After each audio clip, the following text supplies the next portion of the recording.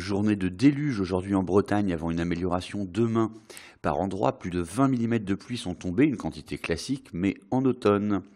Certains événements ont dû être annulés, comme à Morlaix ou à Saint-Quay-Portrieux. D'autres sont déplacés à Couvert, comme à Loudéac. Reste que cela n'empêche pas les restrictions d'eau dues à la sécheresse. Un arrêté préfectoral en ce sens vient d'être pris dans le Finistère et il est maintenu dans le Morbihan.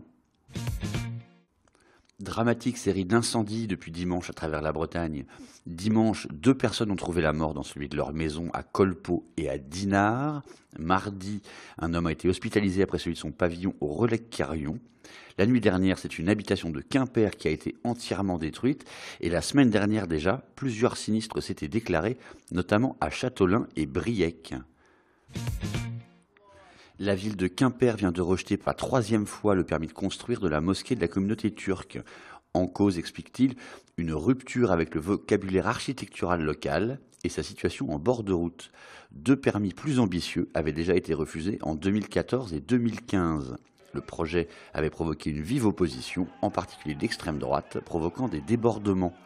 La communauté turque de Quimper compte environ 350 familles pour 1200 à 1300 membres. Warren Barguil est de retour dans une équipe bretonne. La révélation du dernier Tour de France a signé pour 3 ans chez Fortunéo Oscaro. Un choix de raison et de cœur pour celui qui dit avoir la double nationalité française et bretonne. Sans doute aussi le signe que l'équipe régionale va revoir ses ambitions à la hausse. Enfin, le nouveau monotype Figaro 3, premier de la série à être équipé de foil, vient de sortir de chantier. Il est appelé à remplacer son prédécesseur sur la solitaire en 2019. Plus court, plus léger, plus toilé, il devrait aussi être plus rapide. Il est construit à Cheviré, près de Nantes. Son prix, 150 000 €.